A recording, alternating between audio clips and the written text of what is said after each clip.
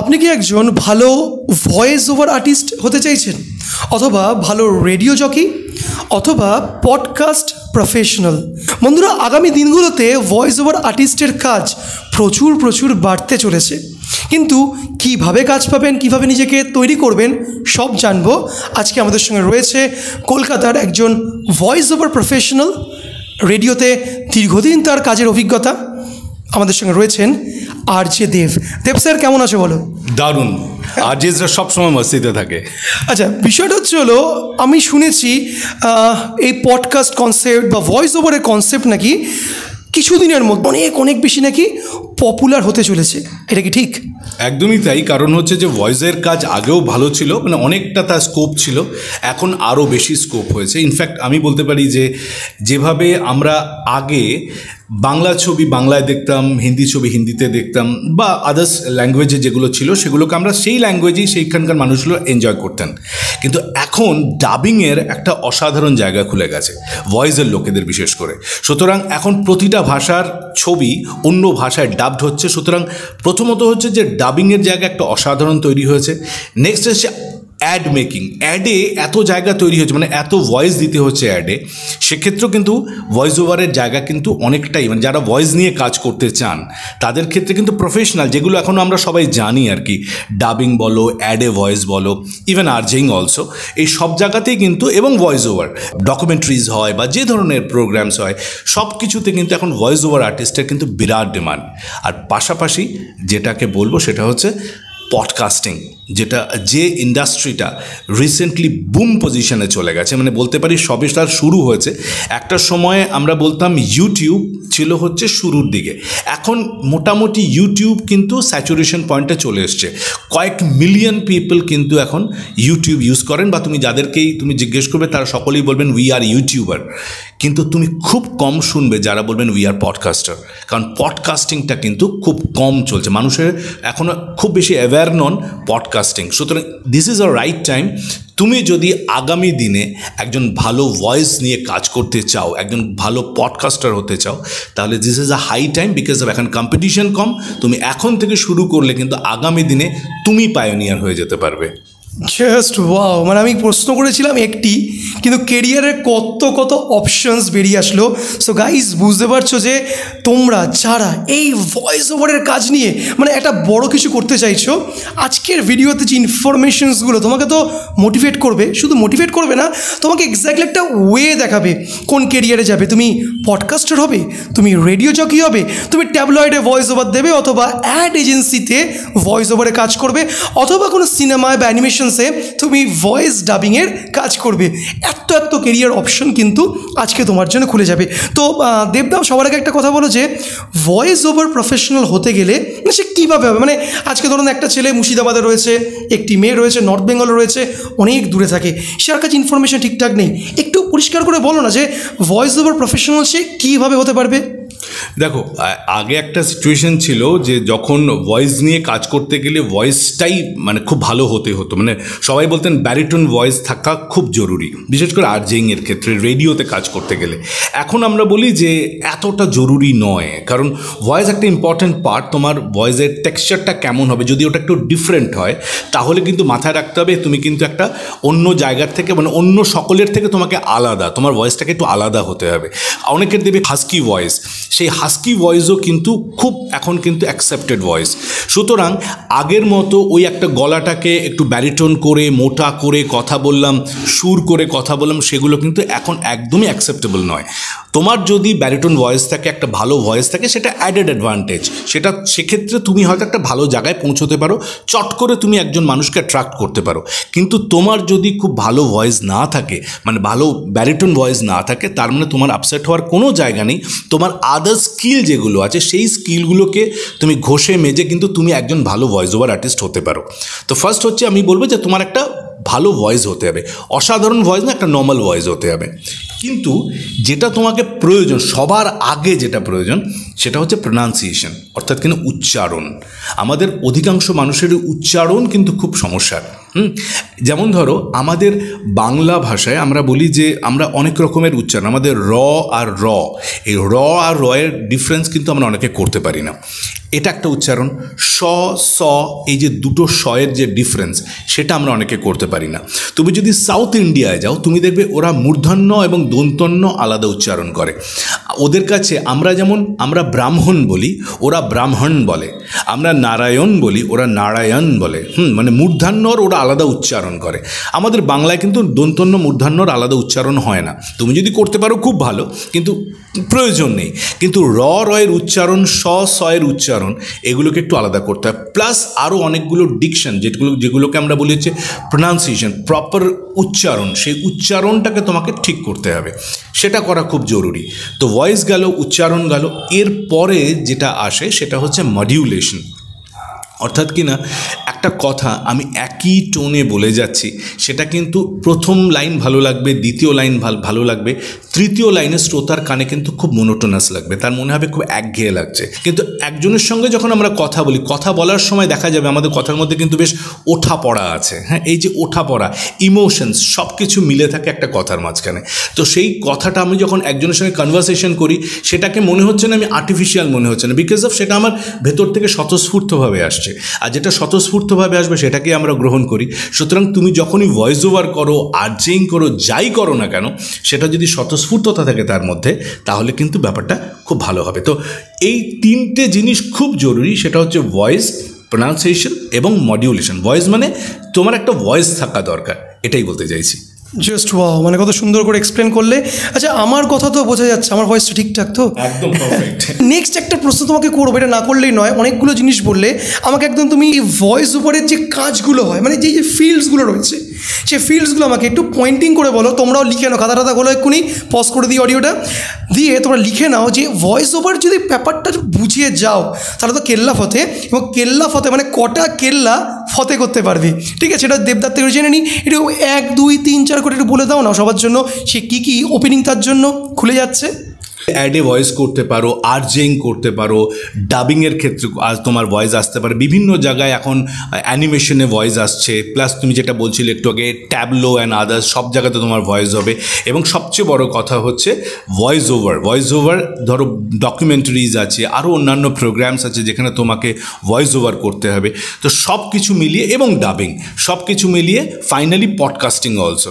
তো সব নিয়ে কিন্তু আমার মনে হয় যে তোমার ভয়েসের দিন, মানে আগামী দিনটা হচ্ছে, আমরা বলবো যারা ভয়েস নিয়ে কাজ করতে চায় তাদের জন্য কিন্তু একটা বিরাট সুখবর। দেখো, ক্যামেরার ক্ষেত্রে কি হয়, যারা আমরা সবসময় ক্যামেরা নিয়ে যারা কাজ করি, আমরা সবসময় বলি একটু প্রেজেন্টেবল হতে হয়। এবার এই প্রেজেন্টেবল হওয়াটা কিন্তু তোমার উপর নির্ভর করে না, কারণ হচ্ছে তুমি দেখতে সুন্দর হবে না সেটা কিন্তু তোমার উপরে নির্ভরশীল নয়। কারণ হচ্ছে সেটা আমরা নিয়ে জন্মাই। তার ফলে ক্যামেরার সামনে কাজ করাটা আগেও অনেক কনসেপ্ট ছিল, খুব সুন্দর হতে হতো, একদম যাকে বলি আমরা চকলেট বয় ইমেজ হতে হতো। যদিও সেই ধারণা থেকে এখন আমরা অনেকটা বদলে আমরা ফেলেছি নিজেদের। আমরা এখন ক্যামেরার সামনে আমরা বলি একটা স্মার্ট প্রেজেন্টেশন হতে হবে। কিন্তু সেক্ষেত্রেও আমি বলবো লুকসটা কোথাও না কোথাও একটু হলেও ম্যাটার করে। কিন্তু তোমার যদি লুকস না থাকে কিচ্ছু ব্যাপার নয়, বিকজ মাইক্রোফোন এমন একটা যন্ত্র যেটা তোমার পার্সোনালিটিকে এনহ্যান্স করবে। তো সুতরাং আমি মনে করি যে তোমার ভয়েস তোমাকে এমন একটা পৃথিবীতে পৌঁছে দেবে যেটা অন্য লোক চাইলেও ছুঁতে পারবে না, এবং সেই ভয়েস হবে মানুষের খুব কাছের। এই জন্য তুমি দেখবে অনেক সময় আমরা বলি যে টেলিভিশন, আমরা বলি হচ্ছে এটা হচ্ছে আমাদের সকলের জন্য এন্টারটেনমেন্ট, কিন্তু রেডিও হচ্ছে আমাদের খুব পার্সোনাল এন্টারটেনমেন্ট, খুব কাছের মানুষ, কাছের লোকের কাছে পৌঁছে যাওয়া যায়। তুমি দেখবে আমরা টেলিভিশনটা কোথায় রাখি, ইউজুয়ালি আমাদের ড্রয়িং রুমে রাখি অথবা আমাদের বেডরুমে রাখি। সেখানে কি হয়, আমরা সবাই মিলে একটা প্রোগ্রাম বা একটা টেলিভিশন এনজয় করি। কিন্তু আজকের দিনে একটা রেডিও তুমি যখন শুয়ে আছো, একান্তই তোমার নিজস্ব। সেখানে একজন আরজে বা একজন ভয়েস ওভার আর্টিস্ট বা একজন পডকাস্টার খুব কাছাকাছি একজন শ্রোতার মনের ভেতরে ঢুকে যেতে পারে। আর এখানেই হচ্ছে একজন ভয়েস ওভার আর্টিস্টের কৃতিত্ব, যে তিনি যত মানুষের মন জয় করতে পারবেন ততই তিনি ভয়েসের ক্ষেত্রে রাজা হয়ে যাবেন। জাস্ট মানে একটা স্কিল আর তোমার জন্য কাজের দিগন্ত খুলে গেল। মানে কোনটা করব কোনটা করবো না সেটা তো পরের কথা, মানে অপশনস কত হয়ে গেল। যে আমরা মেন বিষয়ে আসবো। আচ্ছা, একটা মানুষ বা একটা ছেলে বা একটি মেয়ে, সে বুঝবে কেমন করে তিনি ভয়েস ওভার আর্টিস্ট হতে গেলে তার কোন কোন স্কিলসগুলো দরকার লাগবে, বা একবার যদি সে নিজের ভেতরে একটু ঝেঁকে দেখে যে কোন কোন স্কিলসগুলো তাকে ইমপ্রুভ করা প্রয়োজন to be a good voice over artist? দেখো, একটা কথা বলি, সেটা হচ্ছে যে ইদানিংকালে তুমি দেখতে পাবে যে অনেক মানুষই তারা পডকাস্টিং করছেন, তারা ইউটিউবে তারা তাদের ভয়েস নিয়ে তারা কাজ করছেন, কিন্তু খুব ভালোভাবে তুমি যদি শোনো তুমি দেখবে যে কিছু কিছু ভয়েসে খুব ভালো লাগছে না শুনতে। তার কারণ হচ্ছে যে কোনো কিছুই কিন্তু যে কোনো কাজে কিন্তু চর্চার প্রয়োজন হয়। যিনি ভালো গান গাইতে পারেন তাকে কিন্তু গানের একটু চর্চা করতে হয়, তাই না? তাকে একটু গানটা কোথাও না কোথাও শিখতে হয়। সেই জন্য আমরা বলি যে কোনো কাজেরই একটা চর্চা। আমার একটা খুব ভালো ভয়েস আছে, আমি কাল থেকে একজন ভালো ভয়েস ওভার আর্টিস্ট হয়ে গেলাম, আমি শুরু করে দিলাম পডকাস্টিং, আমি ভূতের গল্প বলতে শুরু করে দিলাম, আমি নানা রকম সাসপেন্সে গল্প বলা শুরু করলাম। ব্যাপারটা কিন্তু অতটা নয়, কেননা একটা গল্প, দ্বিতীয় গল্প, তৃতীয় গল্পের পরে কিন্তু মোনোটোনাস লাগতে শুরু করে। তার কারণ হচ্ছে তার মধ্যে মডিউলেশন নেই। আমাদের প্রথম সমস্যা হচ্ছে নো ইয়োর ভয়েস। তোমার ভয়েসকে আগে চিনতে হবে, আগে আমাকে চিনতে, আমার মধ্যে এক্সপ্লোর করতে হবে আমার ভয়েসের মধ্যে কি কি কোয়ালিটিস আছে, সেই ভয়েসকে আমি কি করতে পারি এটা আবিষ্কার করতে হবে। যতক্ষণ না পর্যন্ত আমি আমার ভয়েসকে আবিষ্কার করতে পারবো ততক্ষণ পর্যন্ত কিছু সম্ভব নয়। একজন সিঙ্গার তিনি যদি জানেন, তিনি যদি তার গলাটা হয়তো অন্যরকম, কিন্তু তিনি কিশোর কুমারের মতো গান গাইতে চাইছেন, তাহলে কিন্তু হবে না। তাকে মনে রাখতে হবে আমার গলাটা যেমন, আমার গলার জন্য সুটেবল যে সমস্ত গান, সেই গানগুলো আমি গাইবো। তো সেই রকম একজন ভয়েস ওভার আর্টিস্ট, তাকেও মনে রাখতে হবে যে আমি কি করতে পারি, আমার ভয়েসের টেক্সচার কেমন, আমি সেই ভয়েসে কি কি কাজ করতে পারবো, তিনি সেই কাজটাই করতে পারবেন। সবাই কিন্তু সব কিছু করতে পারবেন না। এটা হচ্ছে প্রথম, হচ্ছে তোমাকে তোমার নিজের ভয়েসটাকে চিনতে হবে, নো ইয়োর ভয়েস, এটাই হচ্ছে ফার্স্ট কাজ। দ্বিতীয় হচ্ছে যে আমরা মাইক্রোফোনের ব্যবহার, আমরা একটা মাইক্রোফোনের সামনে আমরা কথা বলি। আজকে ধরো দীর্ঘ 22 বছর হয়ে গেল আমার অ্যাজ অ্যান আরজে, আমি দীর্ঘদিন ধরে 22 বছর ধরে কাজ করছি। সুতরাং মাইক্রোফোনের সঙ্গে বলতে পারো আমি ঘর করি। তো সেই মাইক্রোফোনের কোথায় কোন অ্যাঙ্গেল থেকে 45 ডিগ্রিতে কথা বললে কি ধরনের তার সাউন্ড হবে, 90 ডিগ্রিতে কথা বললে কি ধরনের সাউন্ড হবে, কিংবা ধরো আমার পবর্গীয় শব্দগুলো বলার সময় আমি মাইক্রোফোনটাকে কিভাবে ব্যবহার করব, এগুলো কিন্তু টেকনিক্যাল জায়গা, এগুলো কিন্তু শিখতে হবে। এই জায়গাগুলো জানা প্রয়োজন। কেননা আমি একটি লেখায় পড়েছিলাম বহুদিন আগে, একটি ইন্টারভিউতে পড়েছিলাম যে বিখ্যাত অভিনেতা বিকাশ রায়, তো তিনি একটা সময় অ্যাক্সিডেন্টালি চাকরি পেয়েছিলেন হচ্ছেন আকাশবাণীতে। তো তিনি যখন চাকরিটা পেয়েছিলেন সেই সময় হচ্ছে দ্বিতীয় বিশ্বযুদ্ধের সময় আর কি। তো ন্যাচারালি তখন বলতে গেলে কাজ খুব একটা কিছু নেই, তো সারাদিন তিনি সকাল বিকাল বসে থাকতেন। তো বসে থাকতে থাকতে বোর হয়ে যেতে যেতে তিনি তখন কি করলেন, মাইক্রোফোনটাকে কিভাবে ব্যবহার করা যায় সেটা তিনি জাস্ট ক্যাজুয়ালি তিনি প্র্যাকটিস করতে শুরু করলেন, এবং তারপর আশ্চর্যজনকভাবে তিনি একটা নতুন দুনিয়া আবিষ্কার করে ফেললেন। যে এই মাইক্রোফোনকে তিনি এক একটা অ্যাঙ্গেল থেকে এক এক রকমভাবে কথা বলে এক এক রকম স্বর আমার তৈরি হয়, আমি এক্সপ্লোর করতে পারি আমার ভয়েসটাকে। তো সেই জায়গা থেকে উনি কিন্তু পরবর্তীকালে একজন অসাধারণ অভিনেতা তো ছিলেনই, আমরা জানি একজন ভালো ডিরেক্টরও ছিলেন, কিন্তু পাশাপাশি একজন ভালো ভয়েস পার্সোনালিটিসও ছিলেন। তো সেই জন্য আমি বলবো যে নো ইয়োর মাইক্রোফোন, মাইক্রোফোনটাকেও জানা খুব প্রয়োজন। Know your voice, know your microphone, এগুলো খুব জানা প্রয়োজন। এইগুলো যদি তুমি ঠিকঠাক মতো নিজেকে নারিশ করতে পারো, তাহলে আগামী দিনে তোমার ভালো পডকাস্টার বা ভয়েস ওভার পার্সন হওয়ার তোমাকে কেউ আটকাতে পারবে না। Just great great. আচ্ছা বুঝলাম, তো স্কিল তো ডেভেলপ করতে হবে, কিন্তু স্কিলটা ডেভেলপ কোথায় করবে? আচ্ছা তুমি তো নাকি কোর্স করাও শুনলাম, মানে তোমার হাত ধরে যদি ইন্ডাস্ট্রিতে কোনো স্টুডেন্ট আসতে চায়, তার তো মানে 22 বছর ধরে রেডিও ফিল্ডে কাজ করছো, মাইক্রোফোন নিয়ে সংসার করছো, মানে এর থেকে ভালো মেন্টরশিপ বোধহয় হয় না। আচ্ছা ধরে নাও আমার কোনো একটা সাবস্ক্রাইবার বন্ধু, আমার কোনো স্টুডেন্ট যারা আমাকে ফলো করে আমার চ্যানেলে, সে তোমার কাছে কোর্স করতে চায় এই ভয়েস ওভারের ওপরে, তুমি কি কি শেখাবে তাকে? দেখো, আমি খুব ভেবেছি যে দীর্ঘদিন ধরে এটা ভাবছিলাম যে একটা শুরু করা যেতে পারে, কিন্তু সময় হচ্ছিল না। তো এবার একটা ফাইনালি ভেবেছি যে ভয়েস ওভারের জন্য একটা ক্লাস করা যেতে পারে। সেটা হচ্ছে ধরো একটা মডিউল আছে, যে মডিউলে আমরা বলতে পারি যে নো ইয়োর ভয়েস এবং ভয়েস ওভারের একদম প্রাইমারি যে জায়গাগুলো সেগুলো আমরা শুরু করতে পারি এবং শিখতে পারি। 10টা ক্লাস আমার কাছে হবে। সেই 10টা ক্লাসের মধ্যে আমরা একজন মানুষকে, তিনি তার ভয়েসকে চিনবেন, তিনি তার মাইক্রোফোন ব্যবহারকে চিনবেন, এবং একটা স্ক্রিপ্ট কী করে পড়া উচিত, কাকে মডিউলেশনস বলে, এই সব নিয়ে 10টা ক্লাসের একটা কোর্স হতে পারে। এবং সেটা খুব বেশি হলে 2.5 মান্থসের কোর্স, 2.5 মাসের কোর্স, এবং সেখানে উইকে একদিন করে ক্লাস। এবং আমার মনে হয় এই 10টা ক্লাস যদি তুমি প্রপারলি করতে পারো তাহলে থিওরি এবং প্র্যাকটিক্যাল দুটো নলেজই তোমার হবে এবং অ্যাটলিস্ট তুমি মার্কেটে নিজেকে একজন ভয়েস ওভার প্রফেশনালস হিসেবে তুমি নিজেকে বলতে পারবে। জাস্ট ওয়াও, তো খুব লিউক্রেটিভ, এটা আকর্ষণীয় একটা অফার। মানে 10টা প্রপার প্রফেশনাল ট্রেনিং যদি করা যায় তাহলে তুমি নিজের একটা যে বেসিক ফান্ডামেন্টাল যে কনসেপ্ট এবং তোমার স্বপ্নকে ডানা লাগানোর যেই পদ্ধতি সেটা তো হয়ে যাবে। কিন্তু সে তো বুঝতে পারলাম তুমি 10টা ক্লাস করাবে, ওদের অনেক শিখবে, এরা কেরিয়ারে এগিয়ে যাবে, কিন্তু খরচাটা একটু যদি বলো সুবিধা হয়। মানে বুঝতেই পারছো আমাদের কাছে পয়সাটা খুব একটা বেশি নেই, কি তাই তো? যার যারা আমার মতন অবস্থা, যাদের পকেটে পয়সা কম, অল্প পয়সায় ভালো কিছু পেতে চাইছো, এদের জন্য ডিসকাউন্টেড অফারে কি কোর্স ফিস তুমি আনছো? দেখো, আমার মূল উদ্দেশ্যটা হচ্ছে যে যারা ভয়েস নিয়ে কাজ করতে চান তাদেরকে আরও কাজের সুযোগ তৈরি করে দেওয়া, যাতে আগামী দিনে তারা খুব ভালো কাজ করতে পারেন। এবং আমি বহু মানুষকে দেখেছি যারা সত্যি সত্যি কাজ করতে চান, খুব ভালো ভয়েস আছে, কিন্তু একটু পরিচর্যার অভাবে সেইগুলো হয়তো প্রপারলি তারা হয়তো সঠিক জায়গায় পৌঁছতে পারছেন না। তো সেই জায়গায় আমি সবার কথা ভেবে জাস্ট 4000 আমি ভেবেছি 10টা ক্লাসের জন্য। 4000 মানে 2.5 মান্থসে 4000 টাকা, এটা আমি ভেবেছি। তো এইটা নিয়ে আমরা একটা শুরু করতে চাই, একটা প্রাইমারি ক্লাস। এবং তাতে আমার বিশ্বাস যে টেকনিক্যালি যে সমস্ত মানে সাপোর্টগুলো আমি তোমাদেরকে দেওয়ার চেষ্টা করব, তাতে এটা মনে হয় জলের দামেই মানে সব কিছু হবে। আচ্ছা, মানে 10টা ক্লাস 4000 টাকা, পার ক্লাস মাত্র 400 টাকা। মানে 400 টাকায় 22 বছরের এক্সপিরিয়েন্স রেডিও জকির কাছে, আরজেসের কাছে আমরা ভয়েস ওভার শিখবো। আরজে হওয়ার সুযোগের একটা সন্ধান থাকছে আমাদের কাছে, পডকাস্ট প্রফেশনাল হওয়ার সুযোগ থাকছে, ডাবিং করার সুযোগ থাকছে, অ্যানিমেশনসে ভয়েস দেওয়ার সুযোগ থাকছে, ট্যাবলয়েডে কাজ করার সুযোগ থাকছে, বিজ্ঞাপনে ভয়েস দেওয়ার সুযোগ থাকছে।